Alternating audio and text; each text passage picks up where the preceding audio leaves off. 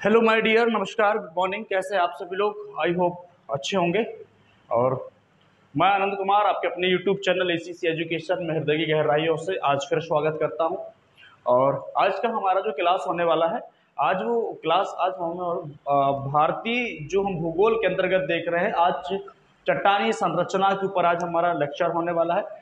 तो देर को ये सारी चीज़ें को हम आज चेक कर लेते हैं, देख लेते हैं।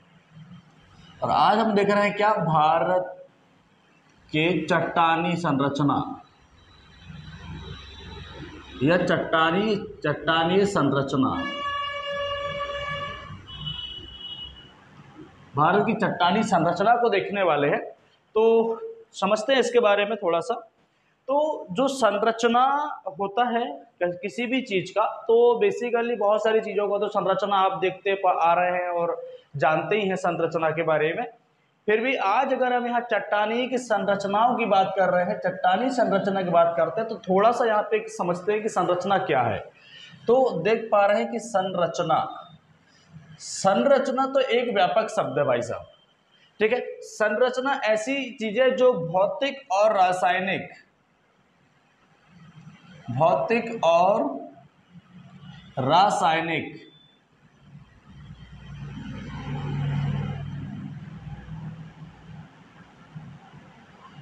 जो भौतिक और रासायनिक चीजों का जो मिक्सिंग हो या जो कॉम्बिनेशन हो या उनकी बनावट भौतिक और रासायनिक चीजों पर निर्भर करती हो, ऐसी चीजें संरचना होती है। यह कह सकते हैं हम कि संरचना जो होता है वो दो प्रकार या दो भागों पर डिपेंड करता है। संरचना की जो बनावट होती है, संरचना जो होता है वो मुख्यतः दो भागों पर डिपेंड करता है। एक होता है भौतिक और दूसरा होता है क्या, रासायनिक। एक होता है भौतिक, दूसरा होता है रासायनिक। ठीक। दूसरी बात हम समझते हैं कि जो संरचना का अर्थ होता है, जो संरचना है, संरचना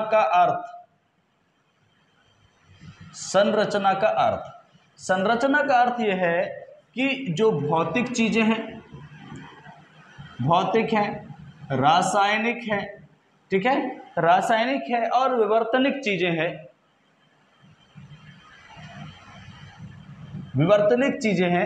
ठीक, रासायनिक विवर्तनिक चीजें हैं। इन सब की जो विशेषताओं को बताता है, इन सब की विशेषता या विशेषताओं को प्रकट करता है, वह भाई संरचना कहलाता है। अब अगर मैं एग्जांपल देना चाहूं तो ये मार्कर है, देख लो। अब कैसे मालूम कि मार्कर भाई पतला है कि मोटा है, छोटा है कि बड़ा है ना, इसका क्या मतलब है? तो भाई ये जो संरचना है ये कहीं ना कहीं भौतिक, कहीं ना कहीं रासायनिक, सारी चीजों का एक समायोजन इस मार्कर में है, तब आज इसकी एक प्रकार की संरचना बनी हुई है या एक प्रकार इसका बनावट है कि नहीं? तो वही सारी चीजें हम देख पा रहे हैं। तो संरचना का मतलब, आपको संरचना का मतलब भौतिक, रासायनिक, विवर्तनिक विशेषताओं को जो प्रकट करे या जो बताए या उसके बारे में हमको ज्ञात हो, ऐसी सारी चीजें को हम संरचना कहते हैं। और कोई समस्या किसी को? ठीक है, ओके। नेक्स्ट, आज हम देखते हैं कि संरचना एक व्यापक शब्द है। संरचना एक व्यापक शब्द है भाई साहब, व्यापक शब्द है। अब ये व्यापक शब्द कैसे हो गया, समझते हैं इसको। क्योंकि याद रखना कि जो हमारे प्रदेश है, जो हमारी पृथ्वी है, समझना ध्यान से, जो हमारी पृथ्वी है, पृथ्वी पर आप देख पा रहे हैं कि कई प्रकार की आज स्थलाकृतियां हमने देखने को मिल रही हैं। तो कह सकते हैं कि पृथ्वी के अलग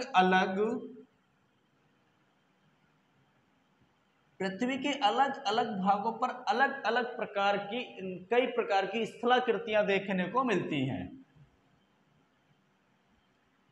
स्थलाकृतियां देखने को मिलती हैं। ये स्थलाकृतियां कैसे हो सकती हैं? ये स्थलाकृतियां इन स्थलाकृतियों में जो टेढ़ापन है या जो वलन है, जो इधर उधर मुड़ी हुई है, तो वो भी हो सकती है ना। हम वलन कह सकते हैं, मुड़ना कह सकते हैं, वलन कह सकते हैं हम। वलन कह सकते हैं, जो टेढ़ी मेढ़ी मुड़ी हुई है। इनकी जो शैलीय संरचना है या सेल का जो स्तरीय है, जो परत है, वो भी अलग अलग है। सेलों का जो परत है, सेलों का जो परत है वो भी कई भागों में है। परत के ऊपर परत, परत के ऊपर परत, परत के ऊपर परत, है कि नहीं। तो वलन हो गया, सेलों का परत हो गया, और इनका गठन हो गया, और इनकी बनावट भी कह सकते हैं। एक हम ये सारी चीजें हम जोड़ सकते हैं, तो कह सकते हैं कि संरचना एक व्यापक शब्द को समझ रहे हैं कि पृथ्वी के अलग अलग हिस्सों पर, पृथ्वी के अलग अलग भागों पर आपको नाना प्रकार की स्थलाकृतियां देखने को मिल रही हैं। वो स्थलाकृतियां कैसी हो सकती हैं भाई? चट्टानी संरचना की बात कर रहे हैं हम, तो चट्टानी संरचना या तो वलन मतलब जो मुड़ी हुई हो, या तो उन सेल मतलब पत्थर जो होते हैं, बड़ी बड़ी चट्टानें, वो बहुत सारे परत में हो, या उनका गठन हुआ हो, या तो उनकी बनावट अलग अलग प्रकार की। इन सारी चीजों की विशेषताओं को बताता है, इन सारी चीजों की विशेषताओं को बताता है, ठीक है ना। वो हमारा क्या कहलाता है? संरचना। समझ आया? चलिए ठीक है, ओके। अब प्रश्न ये उठा कि क्या ये चट्टानें क्या पृथ्वी के ऊपर ही भाग में पाई जाती हैं क्या, कि पृथ्वी के आंतरिक भाग में भी होता है? ऐसा नहीं। तो समझते हैं कि जो चट्टानें होती हैं, या जो चट्टानें होते हैं, जो चट्टान है वो पृथ्वी के कहीं ना कहीं आंतरिक भाग में भी पाए जाते हैं। तो कह सकते हैं कि जब पृथ्वी की ये देखो, ऊपर तो होते ही होते हैं क्योंकि हमको देखने को तो मिलते हैं, लेकिन पृथ्वी के आंतरिक भाग में भी होते हैं। तो कहते हैं कि हम भूगर्भीय संरचना भी हो सकते हैं कि नहीं हो सकते? भूगर्भीय संरचना। अब बोलेंगे सर ये भूगर्भीय क्या हो गया? तो भू मतलब होता है भाई साहब पृथ्वी, ठीक है ना, और भूगर्भ संरचना कह सकते हैं, भूगर्भ संरचना, भूगर्भ संरचना। और गर्भ मतलब होता है पृथ्वी के अंदर, या पृथ्वी के अंदर, पृथ्वी के गर्भ में या अंदर।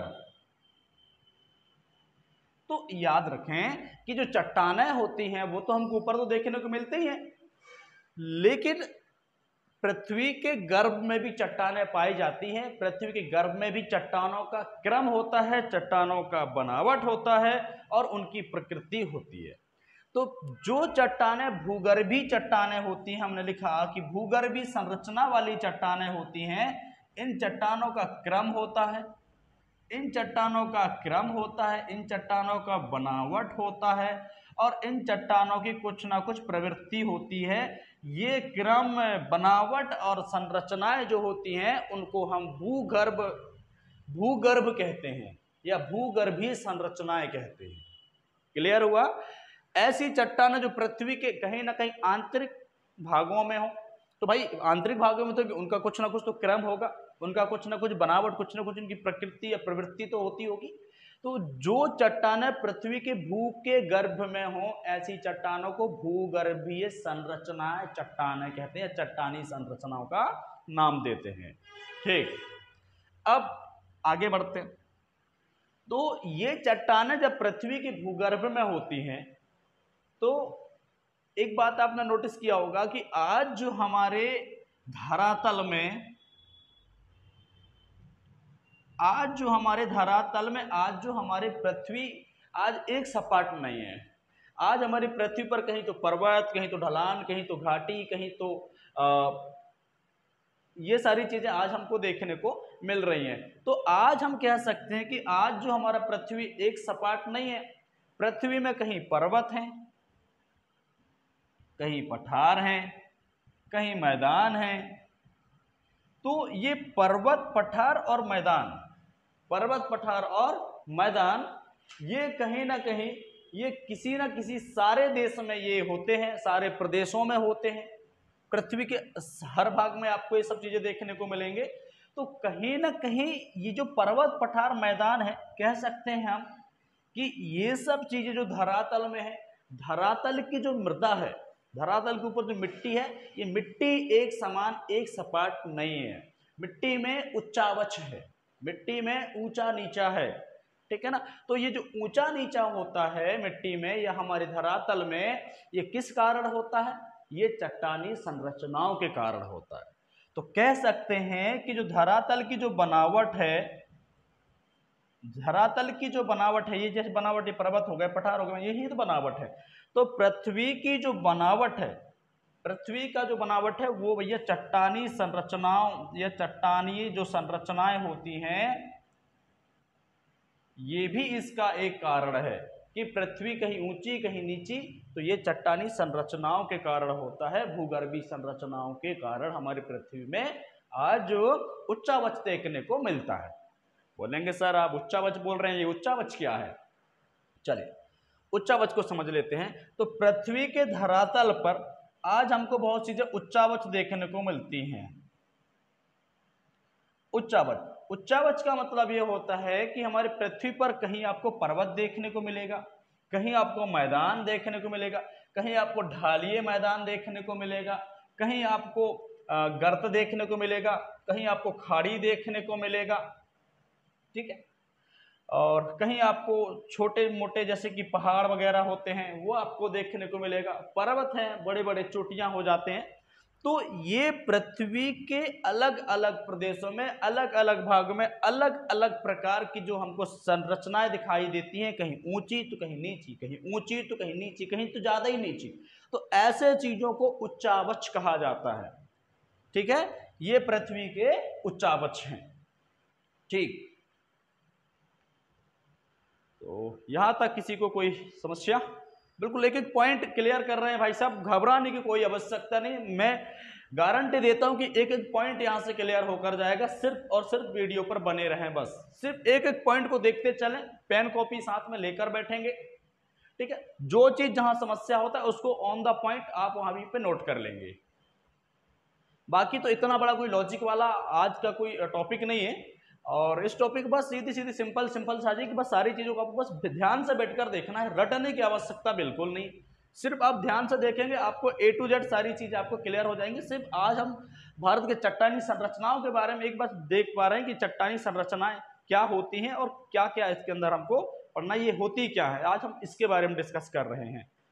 चट्टाने के बारे में हमने पहले डिस्कस किया था कि आर्कियन की चट्टान है, धारवाड़ की चट्टान है, कुडप्पा, गोंडवाना, आर्कियन, टर्सरी, क्वाटानरी, है ना। तो ये सारी चीजें के बारे में हम देखेंगे। पहले चट्टानों को समझ तो लें कि आखिर होते क्या है, ठीक है। चलिए धन्यवाद, आगे बढ़ते हैं।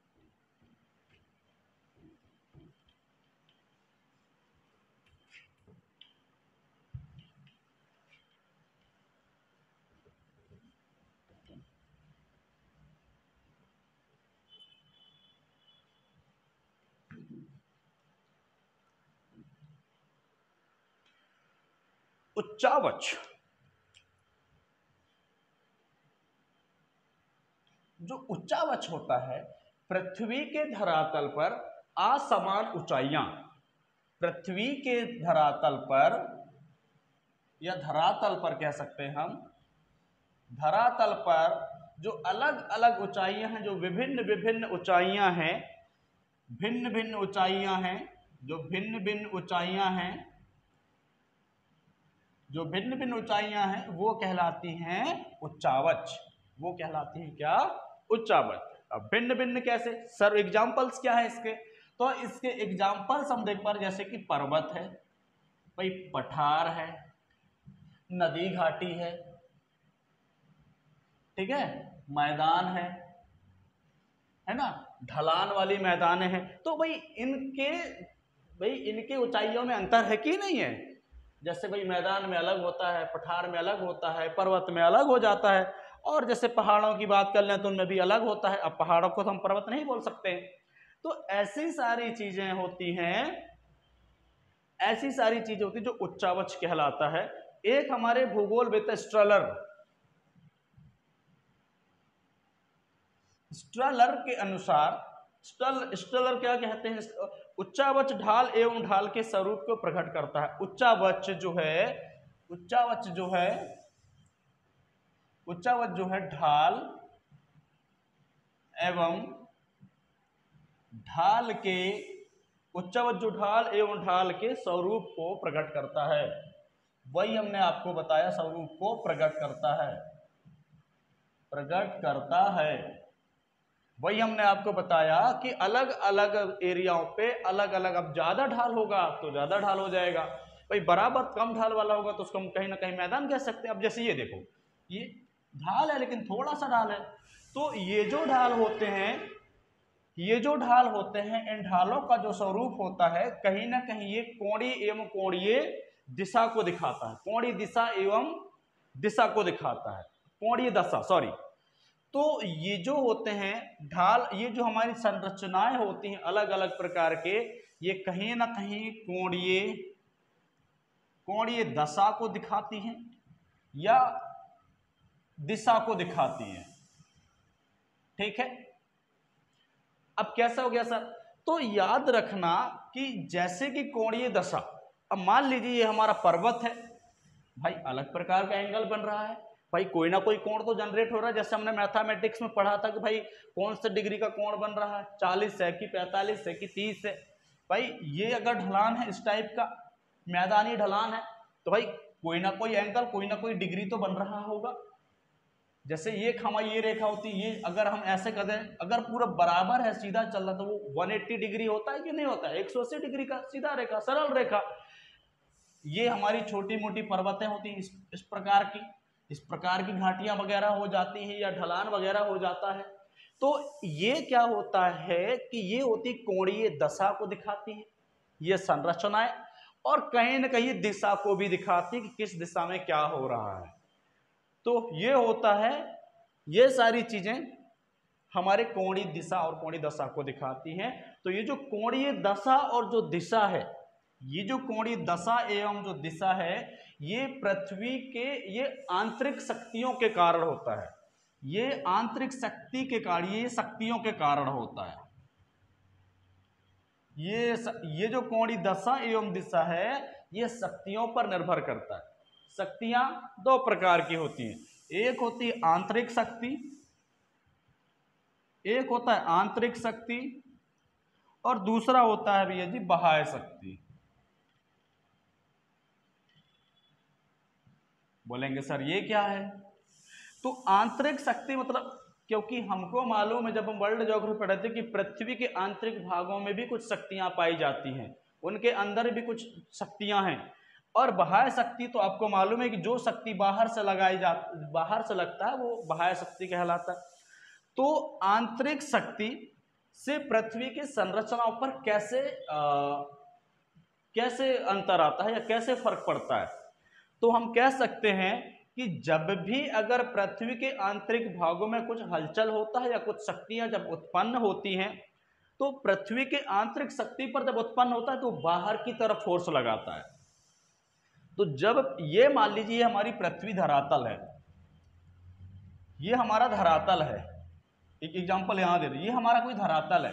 जब पृथ्वी के आंतरिक भागों पर जब शक्तियां लगेगा तो कहीं ना कहीं ये धरातल उठेंगी, संभावना है, सपोज करो उठेंगी कि नहीं उठेंगी।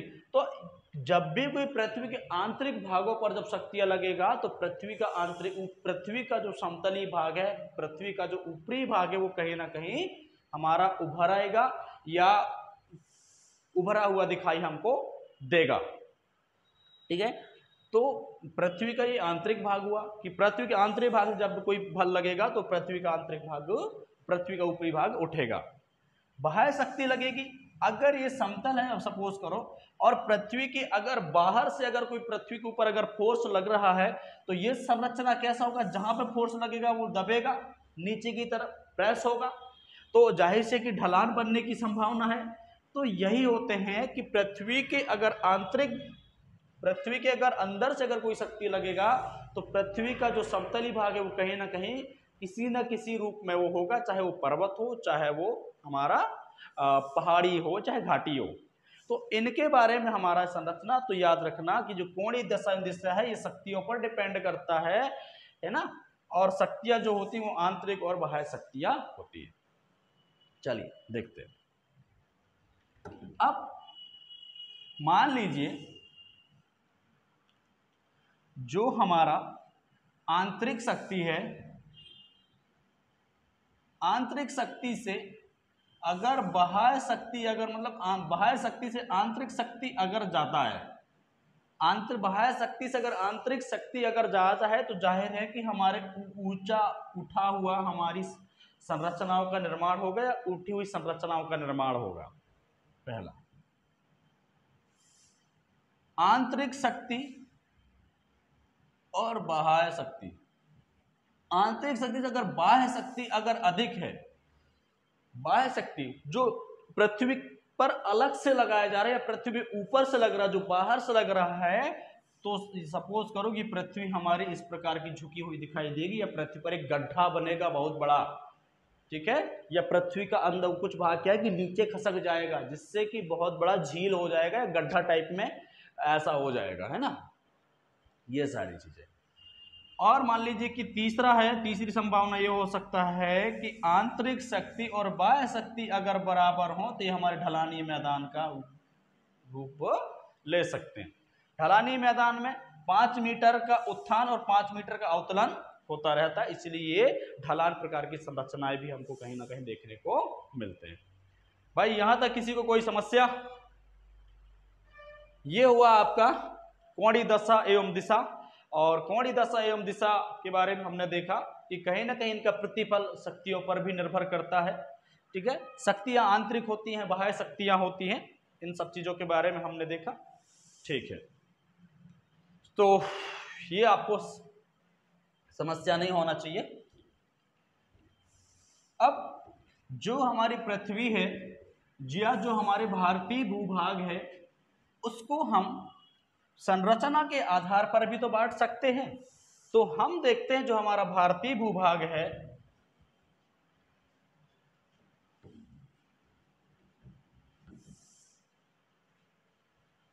जो हमारा भारतीय भूभाग है, भारतीय भूभाग है या भारतीय भू आकृति संरचना भी कह सकते हो, भारतीय भूभाग है, इनको हम अध्ययन हेतु 3 भागों में बांट सकते हैं। पहला,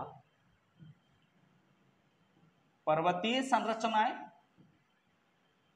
पर्वतीय संरचनाएं कह सकते हैं जो उठी हुई हो, जैसे हिमालय पर्वत का क्षेत्र हो सकता है, ठीक है ना, ये सारी चीजें। दूसरी बात कह सकते हैं हम पठार, पठारी संरचना कह सकते हैं, ठीक है, जैसे एग्जांपल ले लो आप दक्कन का पठार, दक्कन का पठार, ठीक है। तीसरा होता है हमारा मैदान, मैदान में हम उदाहरण ले सकते हैं सिंधु घाटी का मैदान, है ना, गंगा यमुना क्षेत्र वाला मैदान, ठीक है। तो ये हमारे होते हैं भू आकृति को हम 3 भागों में भी हम बांट करके पढ़ सकते हैं, ठीक है। ये हमारा पर्वतीय भाग, पठार भाग और हमारे मैदानी भाग, ठीक है। चल, इसके बाद कुछ विद्वानों ने हमारे इस भारत को, हमारे इस भारत के भूभागों को, कुछ भारतीय विद्वानों ने, भारतीय भूगोल वेदताओं ने हमारे इस भारत को या हमारे इस भारत के भूभाग को अध्ययन हेतु 2 भागों में इन्होंने, अब ऐसा नहीं कि 2 भाग पहले चले, नहीं, 2 भाग पहले से चली आ रही हैं, ऐसा नहीं है, क्योंकि हमारे जो भूगोल वेदताएं हैं, हमारे जो विद्वान लोग हैं, ठीक है ना, उन्होंने हमारे इस जो भूगोल को इस टाइप का संरचना, इस टाइप की एक आकार प्रदान किया है कि जिससे हम बहुत आसानी से उनको हम पढ़ सके या उनको हम आसानी से समझ सकें। तो भारतीय विद्वानों ने इस भारतीय भूभाग या भारतीय संरचना को मुख्यतः 2 भागों में विभक्त किया है, मुख्यतः 2 भागों में भारतीय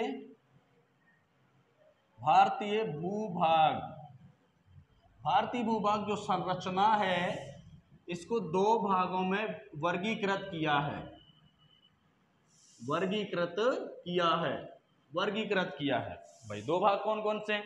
तो एक है हमारा प्रायद्वीपीय भाग,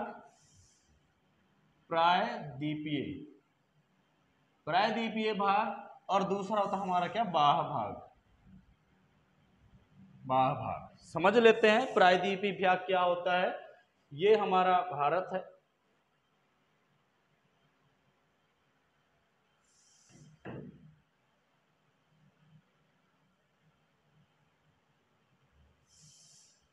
ये हमारा भारत है, और हमारा प्यारा देश भारत है।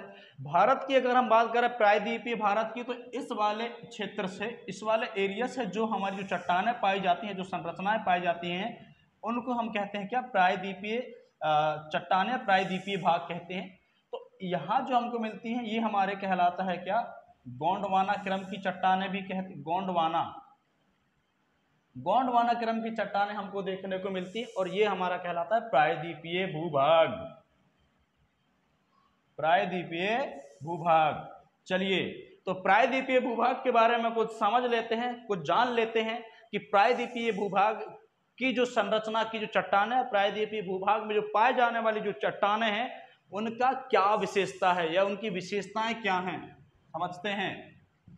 प्रायद्वीपीय संरचनाएं वाली चट्टानें, प्रायद्वीप की भूभाग वाली संरचना की चट्टानें की विशेषताएं देख रहे हैं। तो सबसे पहला विशेषता ये होता है कि जो प्रायद्वीपीय भूभाग वाली जो संरचनाएं होती हैं, प्रायद्वीप, अब संरचनाएं का मतलब चट्टानी संरचनाएं, ठीक। तो ये जो चट्टान है, तो ये बहुत ही प्राचीन चट्टानें हैं, ये बहुत ही प्राचीन चट्टानें हैं, ये बहुत ही प्राचीन चट्टानें हैं, पहली बात। दूसरी बात ये है कि अभी प्राचीन चट्टानें हैं, तो क्या सारी प्राचीन चट्टानें सिर्फ क्या हमारे भारत में पाई जाती हैं? नहीं, ये हमारे भारत के बाहर भी ऐसी चट्टानें हमको देखने को मिलती हैं, जैसे कि हमारा भारत हो गया, ठीक है, कनाडा हो गया, ऑस्ट्रेलिया हो गया, ऐसे देशों में भी हमको इस चट्टाने को देखने को, इनकी जो ये सारी चीजें भी हमको, इनके एग्जाम्पल्स भी हमको देखने को मिलते हैं। चट्टान हमारे भारत देश के बाहर भी फैली हुई हैं। अच्छा, तो ये होती हैं प्राचीन चट्टानें। दूसरी होती है कि ये अत्यधिक कठोर होती हैं, अत्यधिक कठोर होती हैं, अत्यधिक कठोर भी होती हैं, ठीक है। इन चट्टानों पर अनाच्छादन की प्रक्रिया होती है, इन पर अनाच्छादन की प्रक्रिया लगभग होती रही है, प्रक्रिया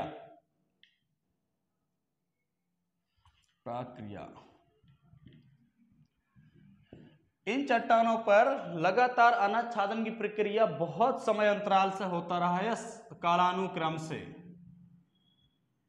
बोलेंगे सर ये क्या है? तो अनाच्छादन मतलब है कि इन चट्टानों का विघटन, इन चट्टानों में लगातार परिवर्तन, इन चट्टानों का लगातार अपर्दन एक बहुत लंबे समय से, बहुत अरसों से होता चला आ रहा है। और ये जो प्रायद्वीपीय प्रकार की, प्रायद्वीपीय क्षेत्र की जो चट्टानें हैं, वही हमने बताया कि अनाच्छादन के कारण, कालानुक्रम के कारण इन चट्टानों का जो मूल रूप है वह मूल रूप ना हो करके, उनका जो मूल रूप बदल चुका है, वो चेंज हो चुका है। तो ये जो प्रायद्वीपीय प्रकार की जो संरचनाएं हैं, उन प्रकार की जो चट्टानें हैं, वो मूल रूप में ना हो करके वो रूपांतरित रूप में हो गई है, वो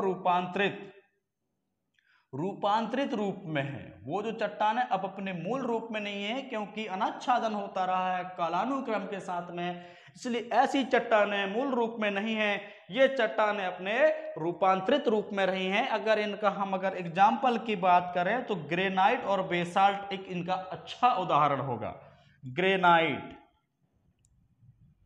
ग्रेनाइट और बेसाल्ट, ये इनका एक सबसे अच्छा उदाहरण है। यहां तक मैंने आपको सिर्फ 4 पॉइंट बताए हैं, ये 4 पॉइंट बताए, इसमें अगर कोई कंफ्यूजन हो तो आप मेरे से पूछ सकते हो।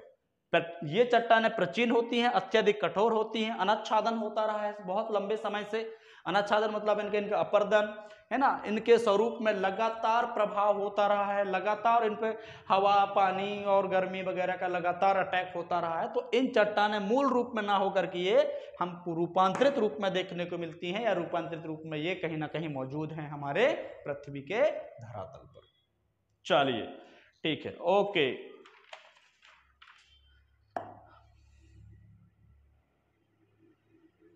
ठीक है, अब चलते हैं हम बाह्य संरचना के अंतर्गत। तो बाह्य संरचना के अंतर्गत हम देख लेते हैं कि जो बाह्य संरचना, ये हमारी उत्तर वाला ये जो एरिया है ना, ये चट्टानें यहाँ पे हमको देखने को मिलती हैं। ये जनरली हम इसको उदाहरण कहते हैं कि जो बाह्य चट्टानें हैं, ये हिमालय पर्वत या हिमालय पर्वत वाले एरिया पे देखने को मिलती है, या हिमालय पर्वत वाले हिस्से पर हमको देखने को मिलती हैं बाह्य चट्टानें।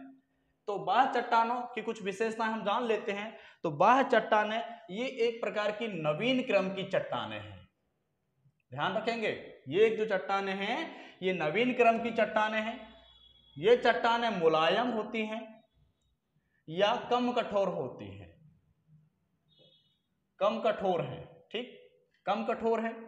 ये जो चट्टानें हैं ये कम समय में हैं, या इनका जो समय अंतराल है, इनका जो समय है, ये